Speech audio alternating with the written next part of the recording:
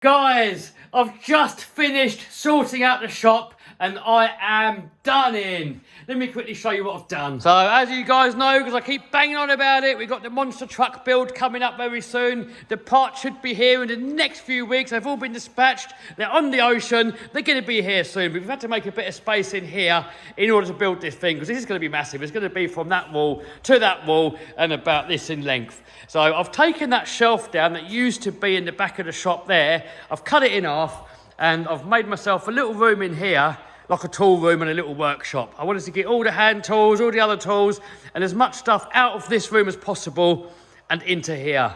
So I've cut that big shelf in half and we've got one there and one there. Then this one here, I've had to narrow it down a little bit. So I've cut these shelves in half and re-welded them. This is actually my first MIG weld in 13 years. I used to be a welder by trade and haven't done it for many years now. And I did a bit of MIG welding, a bit of TIG welding. Now I'll just do it for a bit of a hobby. I've got a new welding machine there. It's going to come in handy for doing a few bits and bobs when it comes to building that monster truck. So here's my little workstation, look. I've got a few RCs on the top there, look.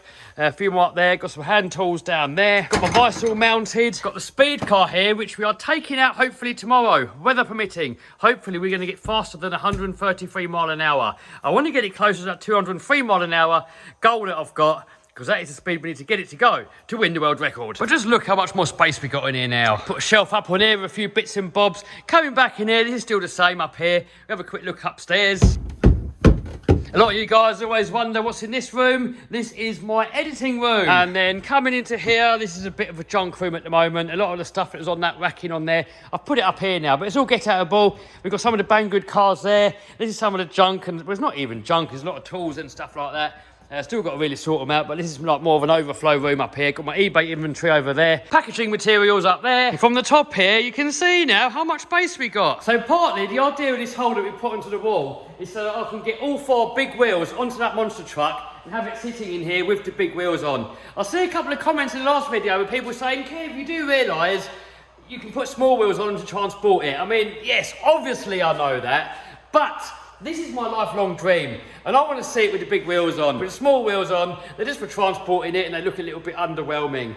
And a few people said it's never going to fit in here with the big wheels on. Well, I think this truck, when it's done, it's probably going to be just over 13 feet wide.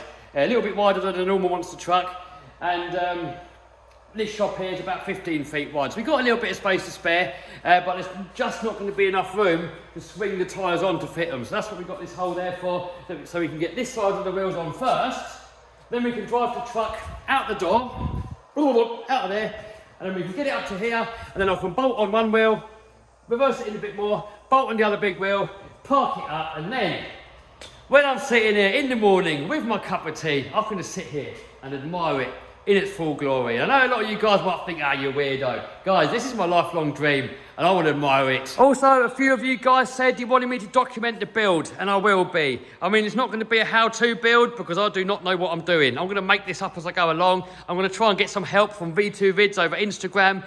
Tony from Swamp Thing said he's going to come over and give me a hand.